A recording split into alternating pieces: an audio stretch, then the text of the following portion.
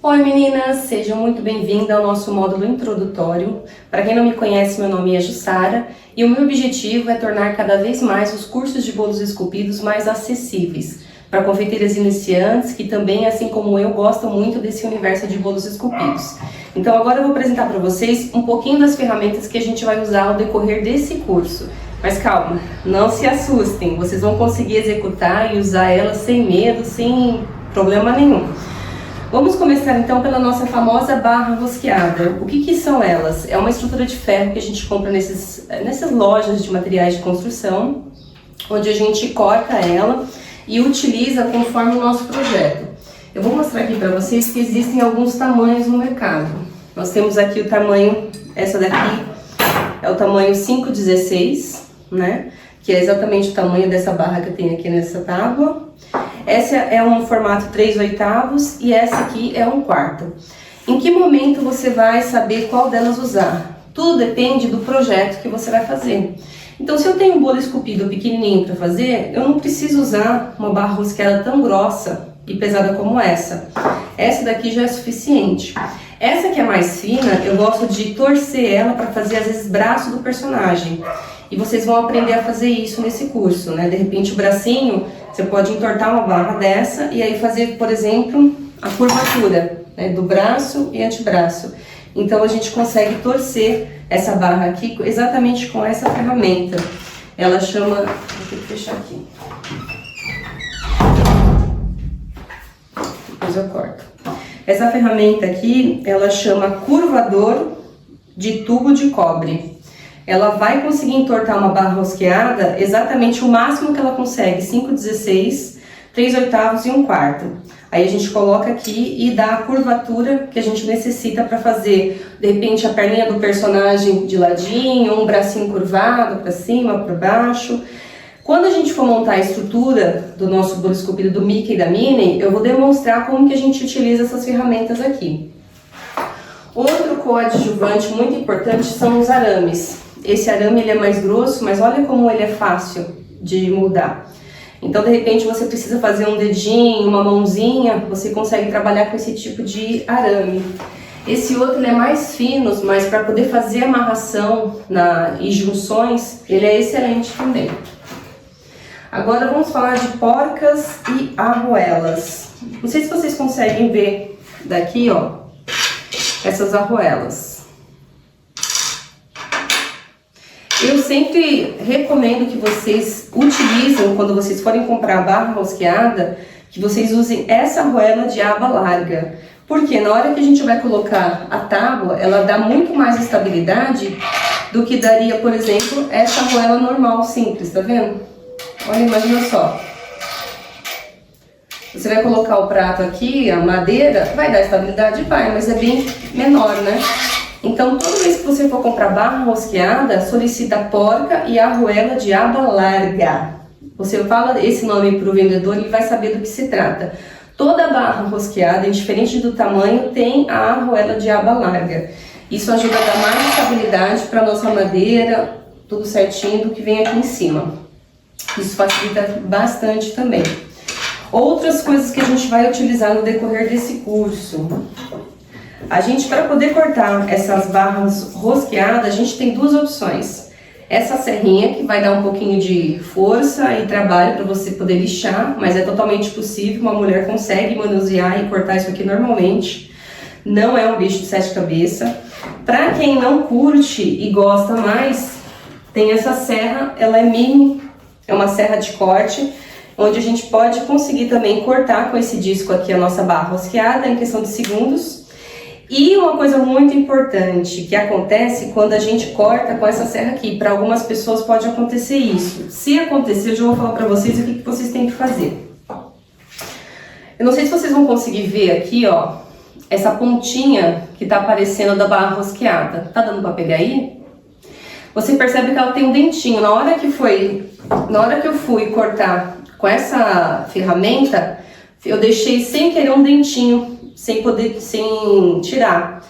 Se você não prestar atenção nisso, na hora que você tiver feito todo o seu trabalho, colocado o seu bolo, recheio, e aí você vai colocar a porca para poder vir com a próxima etapa, essa porca não vai entrar de jeito nenhum nessa barra rosqueada. Então, na hora que você estiver cortando a barra rosqueada, você precisa prestar atenção e na hora que você cortar, isso aqui tem que estar liso, perfeitamente liso. Não pode ter nenhum dentinho ou resto na hora que você for cortar essa barra rosqueada. Ela tem que estar que nem esse outro lado assim, ó, retinho. E mesmo assim, depois que você cortar, pega a porca, vê se entra direitinho, entrou, perfeito. Aí você começa a montar o seu projeto. Vamos falar sobre questão de isolamento, né? Nós temos aqui a barra rosqueada zincada. Essa daqui você encontra também, ela é geralmente mais barata, e tem a de aço inox. A de aço inox é aquele material que muitas panelas têm aí na nossa casa, né? Então, de repente, quando a barra é de aço inox, às vezes a pedido do cliente, você não precisa fazer isolamento. Mas, se você quiser fazer isolamento, você pode passar uma fita floral, ou então eu gosto de comprar esses canudos bem grosso de milkshake, e aí eu revisto a barra rosqueada. Então, por exemplo, aqui eu vou colocar bolo, tá tudo higienizado, bonitinho. Eu passo a minha fita floral nesse ponto aqui e coloco o canudo, um de um lado e outro do outro, porque eu corto o canudo no meio, bem por dentro, assim, para poder abrir. E aí ele abraça exatamente a barra rosqueada. Isso é uma forma de você isolar também. Mas existem muitos profissionais na área de bolos esculpidos que higienizam bonitinho essa barra e colocam o bolo assim, sem fazer nenhuma proteção ou isolamento com fita floral ou com canudo de milkshake e assim por diante. Se o cliente seu, né, não quiser dessa forma, você tem a seguinte opção: comprar isso aqui de aço inox, vai ser uns R$30 uma barra de 1 metro dessa, azincada em torno de R$9, R$8, depende da região que você mora. Ou então você faz o isolamento se o cliente não quiser que esse ferro fique em contato com o alimento. Mas a gente vai conversar mais sobre isso no decorrer do curso. Bom, o que é essa arma aqui que vocês estão vendo? Não se assuste. Isso aqui é um soprador térmico. Às vezes você vai estar colocando a ganache de blindagem no bolo do bolo esculpido e aí você vai ver que a ganache está começando a endurecer. Essa ferramenta aqui, você joga um vapor, vem até com a luva para proteger a sua mão do calor que solta daqui. Você consegue derreter mais rápido a ganache, sem você ter que ficar fazendo aquele trabalho. Para tudo, vai no micro-ondas, derrete, volta, mexe, aplica, vai no micro-ondas, derrete, volta. Não. Essa ferramenta ajuda bastante nessa questão também. E não podemos esquecer da questão da segurança. Toda vez que você for usar esse tipo de ferramenta para fazer corte de barra rosqueada ou a serra, é importante você proteger com esse óculos aqui os seus olhos para não ter problema. A gente vai usar muita trena para medir o centímetro, o momento que a gente vai, a altura da perninha, em que momento você vai cortar. Esse tipo de canetinha aqui, Acryl Pen, pode ser de qualquer cor, para poder riscar exatamente a barra rosqueada onde você tem que cortar. É importante também você ter alicate, ferramenta para cortar arame. Se você não quiser comprar, vê se seu marido tem, aí você vai pegando dele também. Eu gosto bastante de trabalhar com esse tipo de estilete. Ele é ótimo para cortar as nossas pastas, né, americanas, para fazer acabamento perfeito.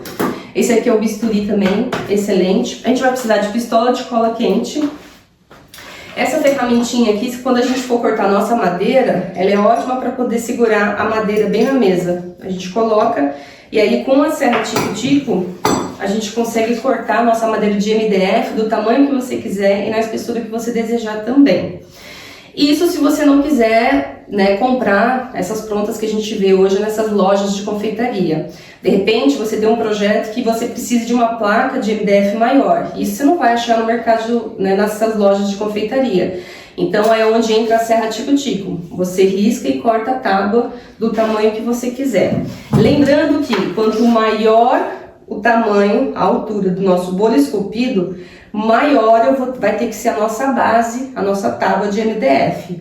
Nunca faça isso, um bolo alto com uma base, por exemplo, menorzinha assim. O que vai acontecer? Vai cair. Então, quanto maior a altura do bolo esculpido, maior a tábua de MDF. Outra ferramenta muito usada também é a nossa furadeira. Geralmente eu costumo ter esse tipo de ferramenta, geralmente dá mais ou menos do tamanho da nossa barra rosqueada. Então, se eu uso a 5,16, eu vou colocar uma peça dessa mais grossa. Então, conforme for a espessura da minha barra rosqueada, eu vou trocando essa ferramenta aqui. Mas é super simples de usar, não tem o que temer, tá vendo?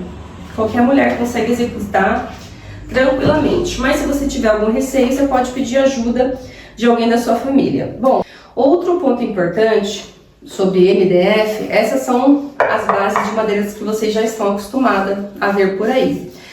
Quando você tiver um projeto de bolo esculpido pequeno, que você queira fazer para sua casa, que não vai demandar um transporte extremamente longe, enfim, for uma coisa mais simples, e você não quiser gastar, ter trabalho com madeira MDF, você pode usar esse papel, que a gente chama de papel pluma. Ele é bem levinho, mas ele é bem resistente, tá vendo? Isso aqui você encontra na internet, Calunga, Mercado Livre, e aí você consegue cortar com o próprio estilete o tamanho do que você quiser. Por exemplo, você quer fazer só a cabecinha de um personagem pequeno, então você pode cortar exatamente o tamanho dele, super fácil de cortar, para poder fazer o bolo esculpido. Algumas partes do nosso bolo esculpido vai ser de isopor. E eu costumo comprar também pela internet essas placas de isopor aqui, ó, grandona, sai muito mais barato. Compro pelo Mercado Livre também, aquela loja só isopor. Quando eu fui fazer a cotação dessas placas, ela estava muito mais cara. Eu consegui um excelente preço pelo Mercado Livre. Ela tem aqui 50 milímetros, eu acho. Deixa eu ver aqui, quadrina, cadê? Deixa eu ver o tamanho certinho da largura. 5 centímetros de largura. E ela é bem compridona assim, ó. Isso aqui possibilita que a gente possa fazer muito trabalho. Então, por exemplo, às vezes a gente precisa se preocupar com a lei da gravidade. Então, tem personagem que, por exemplo, o queixo, a gente não vai conseguir fazer de bolo. Então, a gente vai fazer uma parte do queixinho de isopor e daqui pra cima vai ser bolo. Então, a parte de baixo, isopor. Às vezes tem um bracinho também que ele é muito delicado e pequenininho. A gente fazer isso de ferro ou de isopor comestível, que vocês vão saber o que é mais pra frente, a gente pode fazer de isopor também. Então, nesse curso, vocês vão aprender a esculpir no isopor, como que a gente tira o desenho, passa para cá, corta e esculpe. Mas isso vocês vão ver nos próximos módulos, tá bom?